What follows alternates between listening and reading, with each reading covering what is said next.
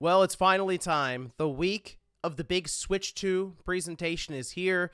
We're about to learn everything about Nintendo's next generation device, the functionality, the launch date, the pricing, the launch lineup, and then probably also a look at games well into the future. I think this is going to be clearly a big event for Nintendo to start setting up, probably the first couple of years even, for this system, at least just based on the way that they approached the current Switch when it had its big first showing there in January of 2017. So I wanted to go over a bunch of predictions that I have here and just see maybe what we can get right as we head towards this show. So if you guys enjoy the video, hit that like button, subscribe if you're new, and of course, leave some of your own predictions down in the comments for what you think maybe could be shown here or what surprises Nintendo could have up their sleeve. Now, just a reminder, a bit of a refresher for that first Switch presentation back in 2017. They did announce a number of games, along with just kind of going over the Switch itself and the functionality, which was new at that time. And they had shown it in a trailer before that in October 2016, where they had like the rooftop parties and they were playing the Switch in the car with Mario Kart, going to the basketball court and stuff. So they showed the Switch in several different scenarios with that hybrid functionality. But alongside of that, they showed off ARMS, 1-2 Switch, Splatoon 2, Mario Odyssey, FIFA, Mario Kart 8 Deluxe, Ultra Street Fighter 2, Xenoblade Chronicles 2, Fire Emblem Warriors, Shin Megami Tensei 5, Octopath Traveler, Skyrim, Travis Strikes Again, and then, of course, Zelda Breath of the Wild, just to name a few. So what I'm getting at here is there are going to be a bunch of games here that should work to show off the new functionality of the Switch 2, as well as some of the graphical upgrades, we'll say. So with that in mind, I made a list of titles that could be shown here, and I tried to pick out at least one big game that I think they'll use to leverage with the launch itself of the system. And it might not necessarily be the one you're thinking of right away here. First, though, I think they're going to showcase the features of the Switch 2 right away. So that would include that mouse functionality that it's pretty obvious now after they showed us that hardware trailer with the two joycons on their side and kind of running around and in that mouse position. So I'm curious if they show that with a new game.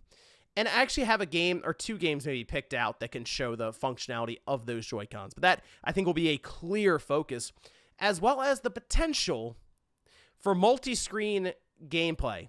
So this is something that's actually gotten out there kind of recently, I think like yesterday. And Exodus One's kind of put this out there with that C button on the Switch 2 Joy-Con that has been shown now with Nintendo's own app, the app they put out there with the Nintendo News app that they push stuff to, and they had the Legend of Zelda movie get its release date there.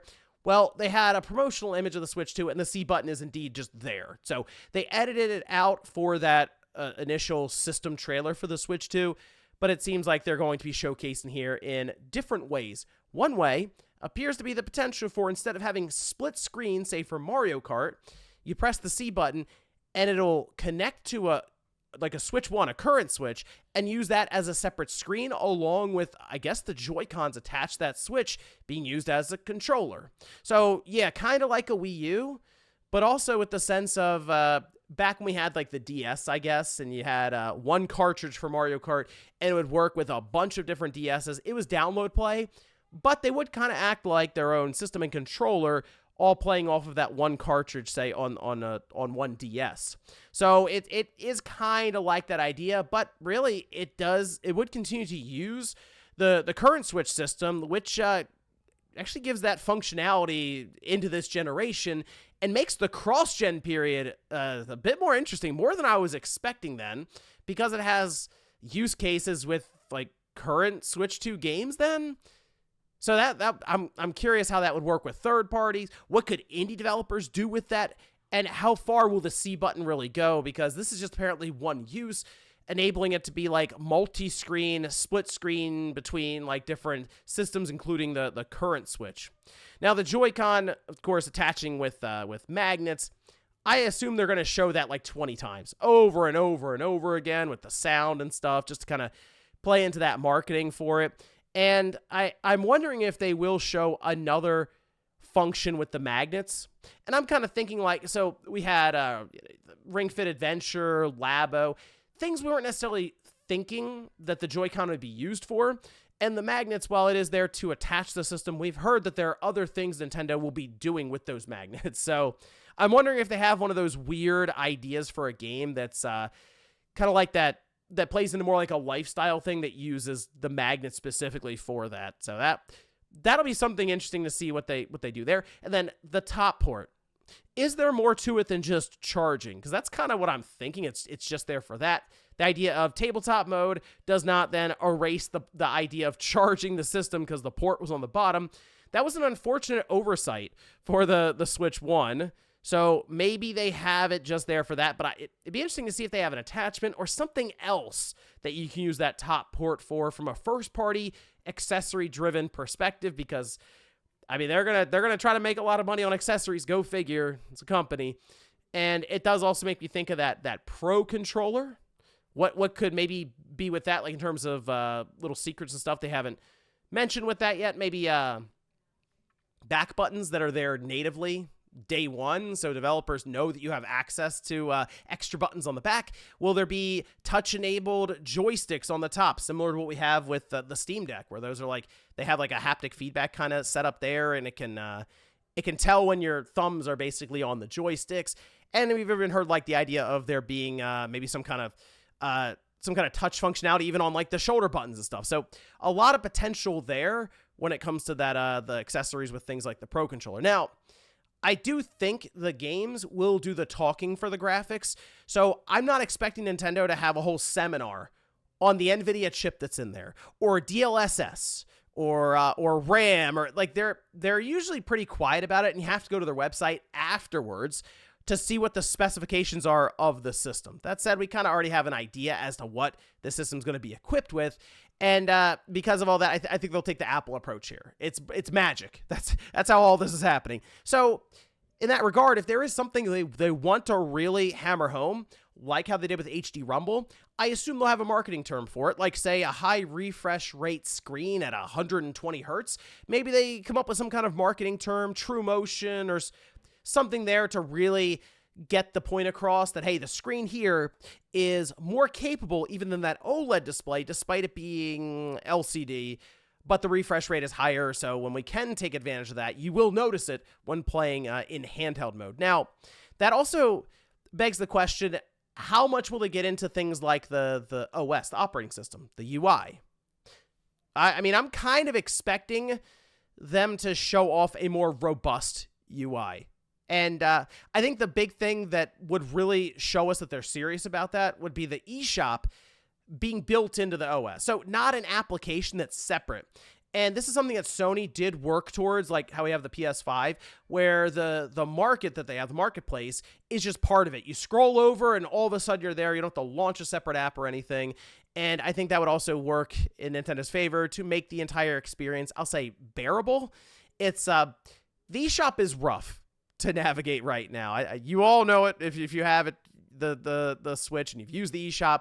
It's only gotten slower as we've gone along. So I would like to think that they've taken the feedback, and one of the big upgrades there is that it's something that is easy to get to, discoverability is better, but above all else, it actually runs well. Also, I'm expecting system-level voice chat. There is a microphone on the system. It's kind of hard to see, but if you scroll around some of the video and look, you will see a little dot almost on the top part.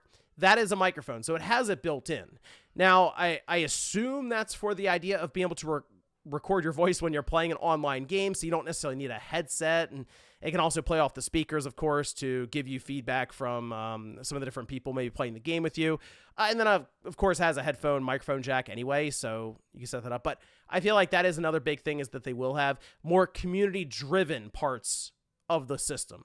I don't know if they'll have a full Miiverse, but I think even the idea of being able to set up your own room with voice chat would be, I think, a big step for them. And then I guess the question of organization, like, I'd like to see folders. It's pretty obvious it would have helped quite a bit this generation, like actual true folders you can set up yourself, you can label them, drop them on the dashboard and stuff, and then maybe even themes. I mean, the big thing here is Nintendo wanted the current Switch's OS to be quick, be snappy, get you to your game, and you're off and running. The Switch 2 is more capable, just in general. There's more RAM, the processor's faster, the chipset is significantly more capable. So I'd like to think that the OS could maybe grow a little bit and still be a snappy experience. So that is something I'm really going to be keeping an eye on. Are they changing the look of it that much? And if so, are they adding a lot of benefit? All right, let's move to the games. So I have a list of titles here. Some are going to be more obvious than others. And then I have a few moonshots as well, okay? So some that I'm not at all expecting. We're talking like 2 or 3% chance that it's there. But you know what? Let's just throw up that prayer shot, that full court shot on the off chance that it actually goes in. So the free space here of the day is Mario Kart 9. Just a new Mario Kart. They've already shown it to us. Mario Kart 8 Deluxe is the best-selling game on the Switch, so yes, they're going to have a follow-up to that on the Switch too. Now, the question would be, is that their launch title? I will say it makes the most sense to have that as your launch title because, again, most people who have a Switch have Mario Kart 8 Deluxe at this point, right? But I also think that makes a very good holiday title, or a title that comes out a few months later after they've gotten the early adopter push out of the way. And that push could last, honestly, the whole year, but I don't think you necessarily need Mario Kart 9 there to sell the system. And I think that's something that would really push at the holiday season when you drop it, and there are already many people who have the Switch too. No, I think if you're Nintendo, you go back to the tried and true, launch it with a 3D Mario game, a brand new one. I don't know if it's Odyssey 2 or just a new original title, but that's how I would do it. I mean, Mario in general, while it's been popular for as long as I can remember, sure, with the movie, the theme park, it has kind of gone to just the character itself to like a whole other level. So you have a 3D Mario game ready to go, like a big 3D platformer, which is an interesting twist, and also, of course, be able to take advantage of the newer hardware, so it'll probably be, I assume it'd be really imaginative looking, but also very impressive graphically. I think that's a great title to launch with there. Now, the other thing is, we have to come up with a game that will work to show off what the Switch 2 can do in terms of the joycons or any additional features. And, I was going back and forth on this one, and it seems kind of redundant because I'm saying new 3D Mario game. But reviving Mario Paint and using that for mouse functionality, as well as a bunch of mini games attached to it, to show off other features, maybe with that C button, would also make sense. Now, the other thing I was kind of thinking about, okay, we've done like 1-2 switch, everybody 1-2 switch. Like, I don't know if you need every like 3-2-1 switch or something, 3-2-1, 3 switch 2-1 or something like. I don't think you need some like that kind of a release again. So I thought about, what if you did like a Brain Age thing, and like Brain Age can do some really cool stuff, especially before they did with like the IR sensor and that kind of thing. But I do wonder if that would be another interesting thing from Nintendo to work to show off some of the Joy-Con functionality, especially let's say you have the 2 Joy-Cons. Brain Age could do things where you use each one left and right hand with the mouse configuration and kind of test either side of your brain. Like, those are some cool things that they could do there with that and showcase it. So just an idea, throwing it out there. I actually think Mario Paint would be a lot of fun. If it was a pack-in game and it just came loaded on every Switch 2, that would be awesome. But we'll see how generous Nintendo wants to be there. Moving on from that, I was going back and forth on the idea of Nintendo showing up with Zelda. And here's the thing. I know we just had Echoes of Wisdom. And so it doesn't necessarily feel like, okay, it's time for another Zelda game right away. But I kind of look at Echoes of Wisdom as, it wasn't a typical Zelda game, right? So it still had that same sense of adventure and solving puzzles and dungeons. But it wasn't the traditional, even top-down style where you're just running around as Link all the time and getting new weapons and abilities and building up to eventually beat Ganon and stuff at the end. So I still think there's room to have another Zelda game now, or at least the first year, for this system. And it almost feels like they're back on track to have a remake or remaster of some kind. So I think if you're Nintendo and you're like, okay, let's get serious here. Let's pull out the big guns to move this system. I mean, if you got a Legend of Zelda Ocarina of Time remake like ready in the wings right now, I think you kind of break glass and put that up on screen, and that would, I'll admit, that would get my attention. I think many other people, and that would be awesome to see something like that here, ready to go. Once again, taking advantage of the newer hardware. So that would be all. It's been, I know we had it on the 3DS, but it was still like, okay, it's on the 3DS. This is like, okay, we got some serious tech here for Nintendo to kind of play around with Ocarina of Time. I think now is kind of when you would make that move. So I was also thinking with the Switch 2, they have to sort of showcase the idea of maybe Switch 2 enhanced games. There was some fine print that was noticed with things like the digital game card or virtual game card that mentioned Switch 2 versions of games. And it kind of sounded like, okay, backwards compatible Switch 2 games that maybe have additional features or additions through an enhancement patch. Or it could also be cross-gen games where there's a Switch 2 version and a Switch 1 version. I still think we'll have some sort of cross-gen play where, for example, Metroid Prime 4, that would make a lot of sense to show up again, maybe with a release date this time, because we just saw it as Direct, but no release date. And then they also show some of the enhancements for a Switch 2 release, and it probably comes out around the time of the system. To me, that would make the most sense from a Nintendo standpoint. But if nothing else, we heard that they had Breath of the Wild being shown to partners, and there were some things like 4K, no load times, higher frame rates.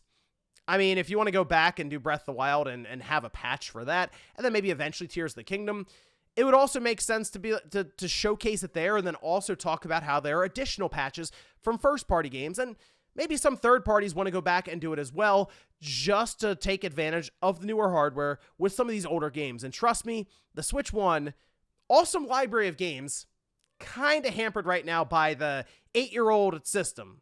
That, like, can you imagine Xenoblade Chronicles X that just came out?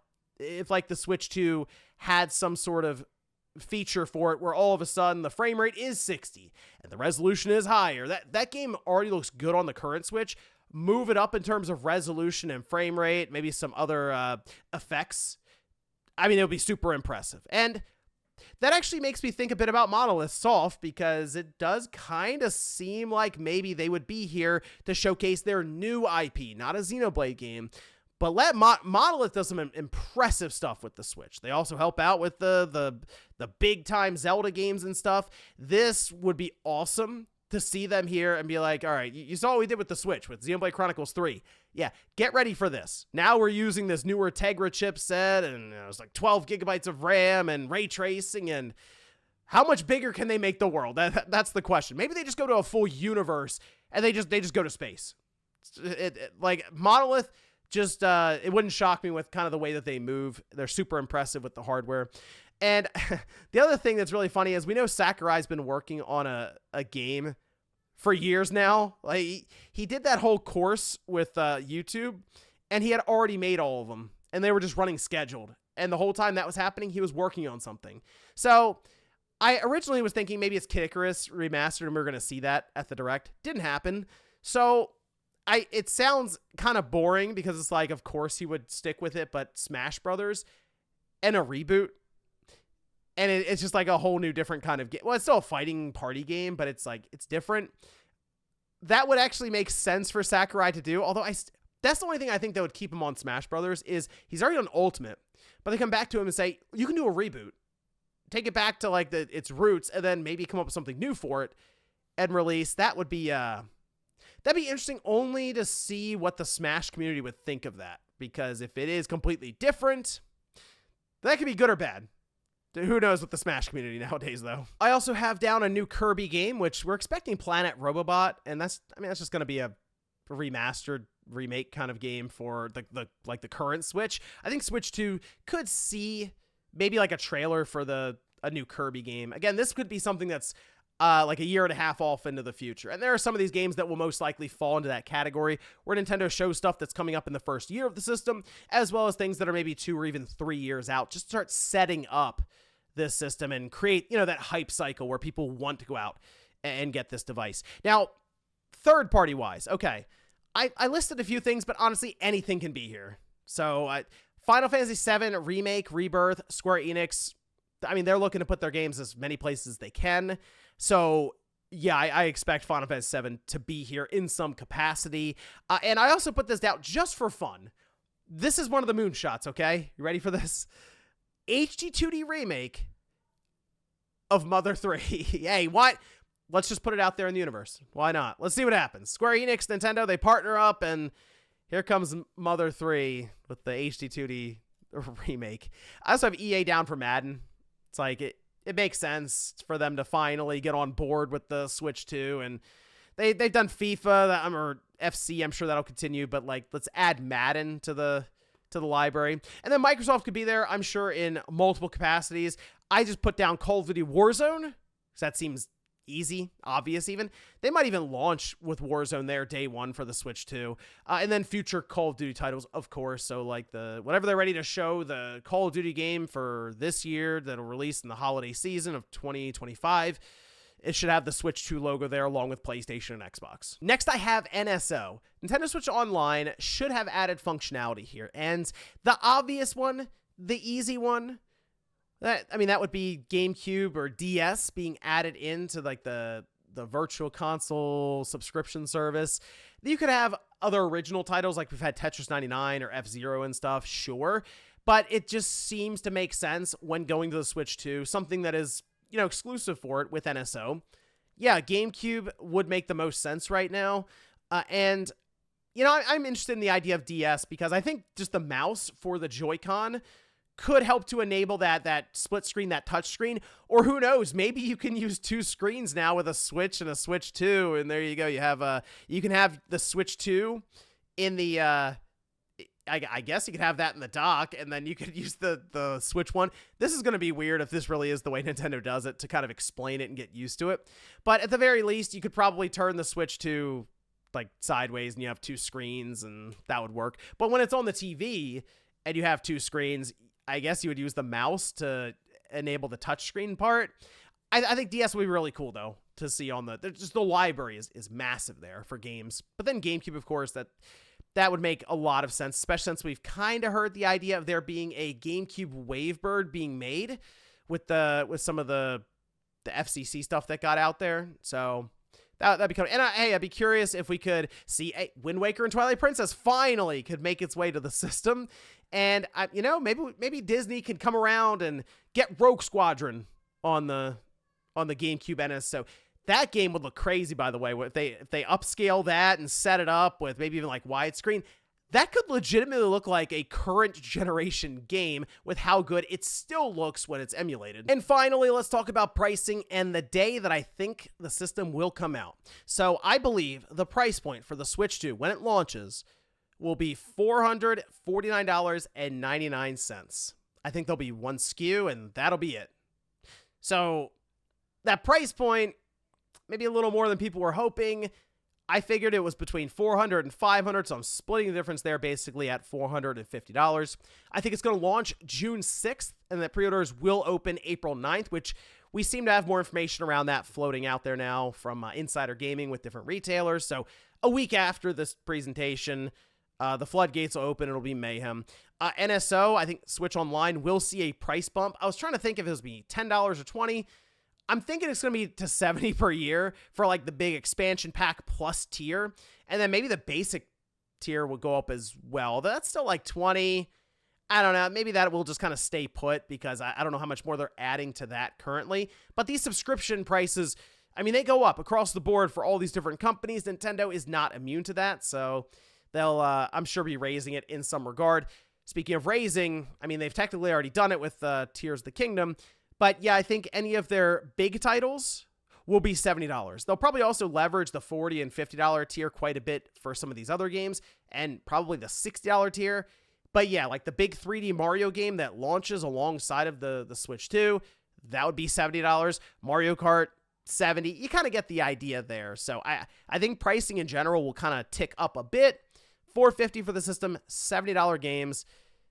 And we'll see June 6th. For its release. It's the first Friday in June, and I think it fits in nicely there for that release. But hey, those are some of my predictions, some of my thoughts on what we could see, what Nintendo could be going over during their April 2nd event.